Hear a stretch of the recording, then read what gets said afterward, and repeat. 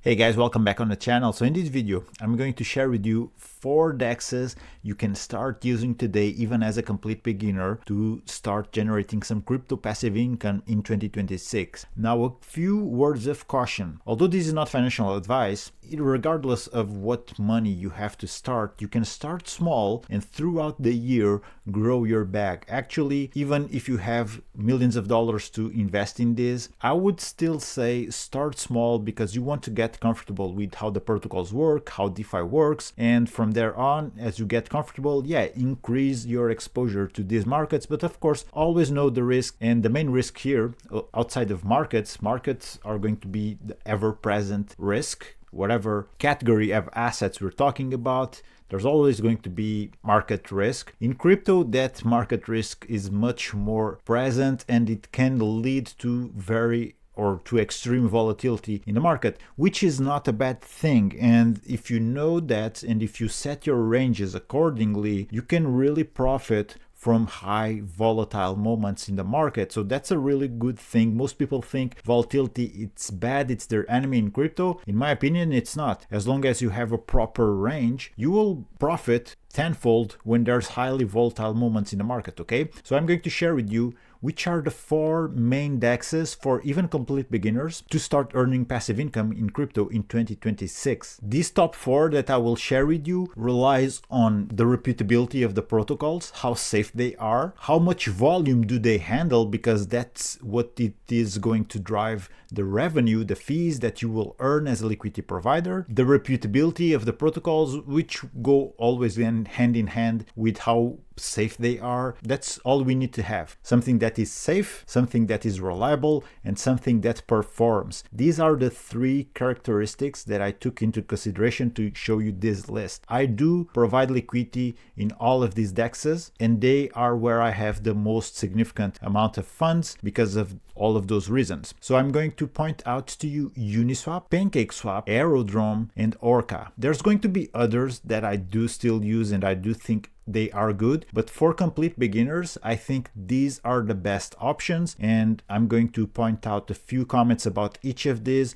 in order for you to understand which one fits what you want best. If you still have any questions, or if there's something that I'm not mentioning that you have some questions about, drop a comment and I'll get back to you, okay? So the first one, it's ranked here number 1, it's Uniswap, it's a Titan. And by the way, this is ranked by TVL, but whatever metric we choose here, let's go with volume for the past month. Likely these 4 ones that I mentioned, Uniswap, Pancakeswap, Aerodrome, and Orca, they will be always top 10. Sometimes Orca drops out of the top 10, and I will not stop using it just because of that. Orca is a great DEX, let me tell you. So sometimes TVL, it's not everything, and that pretty much applies to Orca. And I'll tell you more about it as the video goes. But the number 1 is Uniswap. This is the OG DEX, the OG DeFi exchange, on-chain exchange. It's the OG. It has been battle tested, working for years, and they've worked so good that Pancakeswap is actually a fork of Uniswap. Pancakeswap became more present, or it's the biggest DEX on the Binance Smart Chain, but Uniswap has a lot of liquidity. It's the biggest DEX for a reason. It has the biggest TVL for a reason. So they have a lot of liquidity, and if you want to use it, Uniswap is a prime example of a reliable, reputable, safe, and volume-heavy exchange. And volume, it's what drives fees, remember. So Uniswap is a great option. If you want to use it, from all of these 43 chains, I would advise you to use it on Ethereum. Although Ethereum has some of the highest gas fees, it's a very safe blockchain. So if you are worried about safety, Uniswap on Ethereum, these are the liquidity pools you want to use, okay? Then there's Ethereum layer 2s like Arbitrum, Base, even Binance Smart Chain. But mainly these first 3, Uniswap will have really good liquidity pool opportunities, and you'll find others in other blockchains here. But putting everything together, especially also volume, because we want something more profitable, right? If you go with these first 3 networks using Uniswap's liquidity pools, you'll be golden, all right? So about Uniswap, this is what I wanted to share with you. I don't want to make this video too in-depth. This is mostly for complete beginners. Next up on the list, Pancakeswap, which is a fork of Uniswap, like I just said. Pancakeswap will have the best performance on the Binance Smart Chain. You'll have really highly profitable liquidity pools here, and also on Base. I do find also really good opportunities to yield farm on the Base network, and there's going to be more. On Solana, they also have very profitable pools, but if you are someone interested on yield farming, having some liquidity working for you on the Binance Smart Chain, then Pancakeswap is the DEX to go. It has better performance here. I'm speaking roughly, okay, generally. Pancakeswap's liquidity pools on the Binance Smart Chain are going to be some of the best performing, and they will more often than not be better when it comes to volume than Uniswap's liquidity pools on the Binance Smart Chain, okay? Also, one of the things that distinguishes Pancakeswap from Uniswap is that although Uniswap has these 43 chains, we don't see Solana here. Although you can swap Solana tokens on Uniswap, you cannot provide liquidity, at least not as of now. But Pancakeswap, on the other hand, they can. If you want to provide liquidity on Solana, Pancakeswap allows you to do that. I did a more degen series here on my channel was about that. Solana's liquidity pools on Pancakeswap, because they would have high cake incentives, and they can be very profitable because of that. Not only on Solana though, you can find these incentivized liquidity pools on the Binance Smart Chain, on Base, on Arbitrum, on Ethereum, but that's also one of the key features of Pancakeswap in my opinion. They have really good cake incentives that can make your yield farming journey very profitable. That's why I like to yield farm on Pancakeswap so much. It's also very user friendly. All of these will be very user friendly. Although to manage liquidity pools with Pancakeswap, I don't think they have the best system into place. I think others work best. For example, Orca, it's much better to do that. And that would be probably the main con of yield farming on Pancakeswap. I don't think it's that easy to manage and rebalance your liquidity pools straight up from Pancakeswap's dashboard. But in order to get started, to deploy liquidity, it's super easy, super simple. Anyone can get started and understand how it works. Then next on the list we have Aerodrome. So Aerodrome is a very particular DEX here because they have a different mechanics of Pancakeswap and Uniswap. And to understand that mechanism, let me refer here to Aerodrome's main website.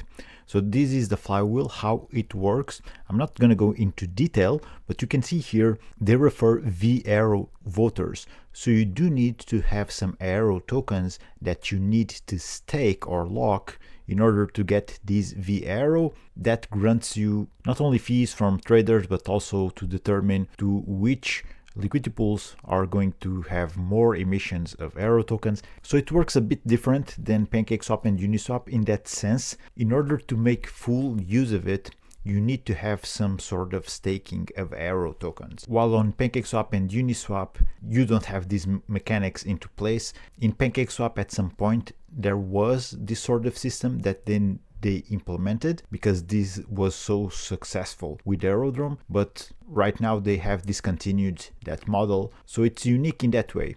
It has these different flywheel mechanics. So just know that in order to make the most out of the platform, it's best to have some AERO staked in. Unlike the others where we can just go provide liquidity, making the whole process of being a liquidity provider much more streamlined. Now, Aerodrome is a big example of also a reputable one, and they only are deployed on Base, at least currently. Probably in the future it will change, but you got to think about Aerodrome in this way. Aerodrome is the main exchange on Base. Base is supported by Coinbase. So Coinbase is the largest centralized exchange in the US, and they will be the platform, the prime platform, not the only one, but the prime platform that will onboard US users through their blockchain, which is Base, right? Base network. And then the biggest exchange there is Aerodrome.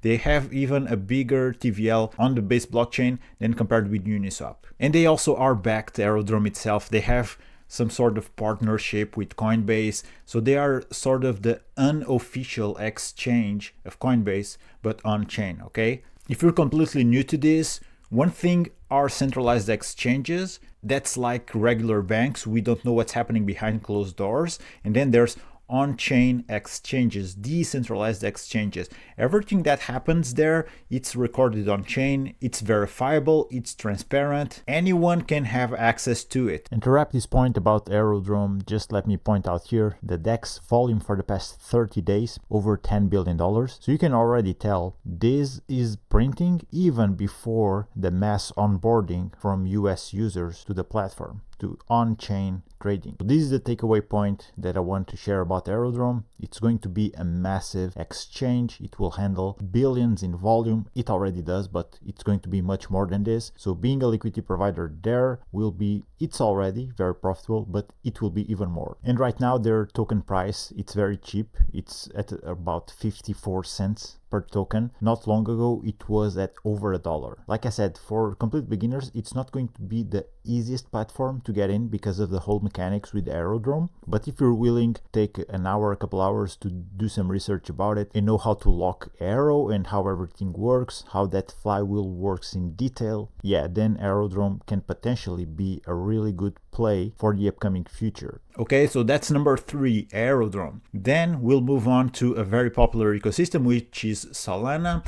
And on Solana, I really like Orca. At the end of this video, I'll link up a video I did about Orca, showing you the main reasons why you should yield farm on Orca. Orca is a great DEX, it's beginner friendly. They have a lot of volume. As you can see, it's a top 10 decentralized exchange. You can also rely on Radium, but personally on Solana, tends to go with Orca. I really like the product that they do have, and I think it's overall a great option for beginners. And then there's others also on Solana. You have Pancakeswap. I'm not going to focus on that because it's more for meme coins. The volume, the TVL that you see here, most of it comes from meme coin trading. And in order for you to use these exchanges and make money, you actually do not need meme coins, although they can be highly profitable. I think if you're completely new to this, the best option for you is going to be use reliable cryptocurrencies. And there you have it, guys. These are the main exchanges you should start using as a complete beginner. And even as you grow to be a more experienced liquidity provider, DeFi user, you will see that you will not leave these exchanges because they are reputable, reliable. Of course, they are safe, they are battle tested, knock on wood, but so far nothing crazy has happened with any of this. And they also bring a ton of volume just because of that. All of these aspects go hand in hand. They would not attract as many users to trade on them and even to LP to provide liquidity on them. Now on screen, I will link up the more in-depth videos I came up with about how to use these exchanges. But tomorrow I'm going to do a follow-up on this one that will give you a more in-depth introduction to the DEXs, showing you how you can explore the more profitable liquidity pools on each of these. So stay tuned for that. Maybe when you're watching, it's already uploaded. That being said, guys, if you have any questions, let me know in the comments. Start providing liquidity in 2026 because it's much more profitable to you to grow your bag than just holding tokens. Drop a comment if you have any questions, guys. I'm going to wrap this one up. Thank you for watching. Take care. Keep exploring crypto, and I'll see you on the next one.